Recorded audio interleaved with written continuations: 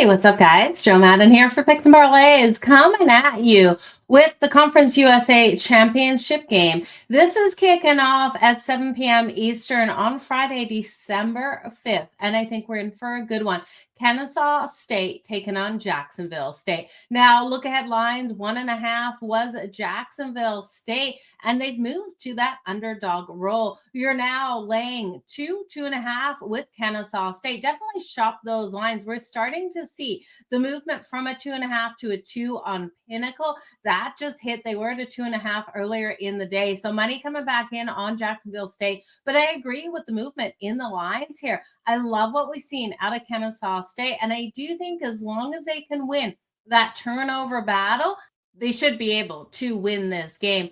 If you want to look money line, Pinnacle does have a money line price here for Kennesaw State minus 128. So you will have to lay the juice, but it's a lot better than the juice that you have to lay on the other books that are still posting the 2.5. The majority of the other books posting the 2.5, that juice coming in at minus 145. So depending on what you like in this one. Now, if you're looking at Jacksonville State to come in on the money line, you're looking at Jacksonville State up plus 112. Again, they were a 1.5 point favorite coming into this game. Now, as for the total, it has fired up. 57.5 was that look ahead line. I'm seeing DraftKings, FanDuel, BetMGM, Caesars, and Hard Rock all posting a 59.5.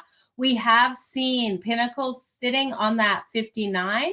The solid number there. And then Sports 411 has brought it up to 60.5. So definitely circa a 60 as well. So shop those lines. Make sure you get the best of the numbers, depending on which way you like this game to go. Let's get down to breaking down this game. I do have some great specials happening over at Picks and Parlays that I want to talk about in just a second, but let's get into this game first. You guys do me a solid though, hit that like button over here on YouTube so that you can keep these free videos coming out on the daily. Also, so you know when they drop. Hit the notification bell. It will give you that notification on your phone when these videos are posted. You always want to make sure you get the best of the numbers, and that's one way to ensure you're not seeing this video 10 hours later and those lines have moved, is having that notification bell on. And then also hit the subscribe button on YouTube. It doesn't cost a thing, but it does help us out here. Now let's jump back into this one, you guys. Kennesaw State, the Owls rolling in 9-3 on the season. Jacksonville State, the Gamecocks 8-4. It's really impressive what both of these head coaches have been able to do. They're both first-year head coaches, you guys. Charles Kelly here for Jacksonville State, while Jerry Mack for Kennesaw State. Really incredible how he's been able to turn this program around. And I know a lot of people not talking about it, but they really should be talking more about Jerry Mack and what he's been able to do with this team. They're coming off a win versus the Liberty Flames. They won at 48-42 in their last game on the field. And then the Gamecocks, they were able to get a 37-34 win over Western Kentucky, the Hilltoppers. Okay, so looking at these teams, they have already matched up on the regular season. We did see Jacksonville State get the win. The Gamecocks walked away with the win in a game which their running back Cam Cook and their quarterback Caden Reel were able to combine for 259 rushing yards. The Owls will need to step up against the run if they want to be able to get the win in this game. And their quarterback, Odom, can't turn this ball over. We've seen him on the season go 17 touchdowns to 6 interceptions. 3 of those interceptions came in that game versus the Gamecocks, in which they racked up 579 yards of offense, but couldn't overcome that turnover battle. So because of that, I'm looking for them to really clean up their game. Looking at Odom in his last game out versus the Liberty Flames, he threw for 240 yards, completing 14 of 23 passing attempts for a completion rate of 60.9%. With 4 touchdowns and no interceptions, he also used his legs for 13 carries for 72 yards and a rushing touchdown. On the season, like I said, 17-6 touchdown to interception ratio. 3 of those interceptions coming versus the Gamecocks, 65% completion rate. Now they've got a great running back here in Coleman Bennett. He's coming off a strong game versus Liberty as well for 92 rushing yards on 14 carries. He was able to get a tutty on the ground. And then you saw him with 1 tutty through the air and 37 receiving yards. And wide receiver Gabriel Benyard, someone you want to look out for as well. His last game out versus Liberty, he had 4 receptions for 82 yards, 20.5 per catch on average and 2 touchdowns. So those are going to be the targets for Odom to get the ball to. You're going to see him hopefully not turn this ball over like he did the last time versus the Gamecocks. Get some nice long passes to Gabriel Banyard, and then don't count out Coleman Bennett here for those short passes off to him, because he has proven he's got those steady hands. You're looking at a Kennesaw State team here that has the best passing offense in the whole conference, if not the best overall offense of the whole conference as well. They have only forced, though, 12 takeaways on the season, and that's where the biggest problem is going to come.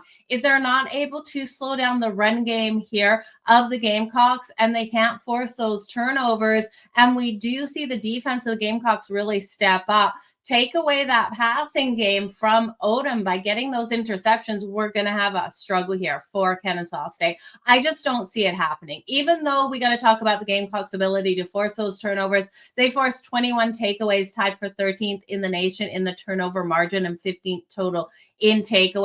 16 turnovers forced in the Conference USA game. So these two defenses are very similar except for their ability to get those turnovers. So Odom has to be on his game. We have to see them be able to find a way to get that ball moving on the defense here and not allow those interceptions. Looking at the Gamecocks, Caden Creel went 12 of 19 for 204 yards, 2 touchdowns, and no interceptions in that last game versus Western Kentucky, the Hilltoppers. He also rushed for 20 times for 143 yards and 1 touchdown. He's a true dual threat quarterback out here, you guys. He's completed over 61% of his passes with an 8-3 touchdown to interception ratio. He also has 6 rushing touchdowns and a 6.4 yards per catch. Should allow the Gamecocks the ability to keep pace in this game. The running back, Cam Cook, he carried the ball 25 times the last time versus the Hilltoppers for 137 yards.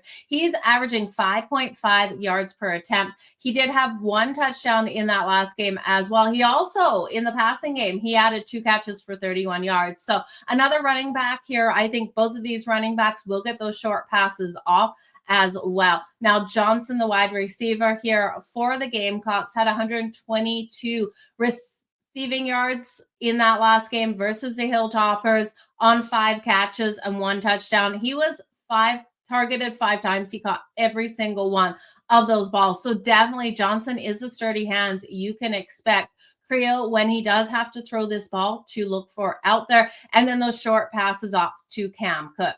So I'm going to look at both of the running backs here for their receiving props. I expect both of them to get those short passes off. Cam Cook of Jacksonville State coming in at 15.5 to the over at -111, and Coleman Bennett coming in at 15.5 at -111 to the over as well. When you look at those touchdown props, I tell you, the books have them so highly juiced. Cam Cook, -550. What are they asking us to do? I can't even take it at 2+ touchdowns. At 2+ touchdowns, it's -115. Yes, there's no denying he has ability to get in the end zone, but it's not worth it there for my value.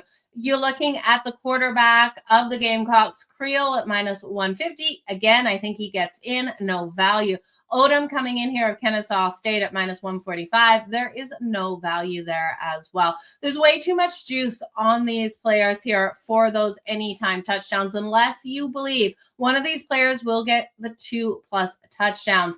You could look at Creel here at +360 for the 2+ touchdowns for the Gamecocks. I do think he has the best ability. As for the Owls, it would have to be Gabriel Banyard here at +410. I do think Kennesaw State will attack here Jacksonville State with the air game. Like I said, one of the best passing offense in the whole conference. And I think he will feast in this game. But you guys, let me know what you're liking in this matchup. Do you have a thought on the total? When I look at that total and I look at the difference in the odds, I definitely would be shopping for that 59.5 to the over. Actually, the 59 on Pinnacle to the over is -118. Still a lot of value on that 59. I do believe both of these teams can put up the points. Those turnovers, those pick six have every opportunity of coming in, especially when we do look at the fact that Kennesaw State turned it over 3 times in that last game. If you're looking for the pick six, the defensive touchdown out there for Kennesaw State or Jacksonville State. Again, it would be Jacksonville State that I would target because Odom did turn the ball over 3 times in that last matchup between them. I don't think he's going to this time, but if you were looking at one or the other, it would be Jacksonville State up plus 650, Kennesaw State coming in at plus 550. Even though I think Creel has the opportunity to throw those interceptions, he doesn't have a great touchdown to interception ratio, coming in 8-3. I just don't see Jacksonville State throwing this ball up unless it's late in this game. I'm expecting you to see the running back, Cam Cook, and then Caden Creel, the quarterback here of Jacksonville State, the Gamecocks running the ball. They had success running the ball the last time versus Kennesaw State, and I think they come back in with the same game plan. So if you're looking for that pick 6 out of Kennesaw State, wait till this game gets deeper. Wait until we are seeing the Gamecocks playing from behind, where the passing game has to come into play. Watch for those live numbers. You guys, live betting these games, definitely getting you more plus money than going into it if it plays out the way that you're expecting.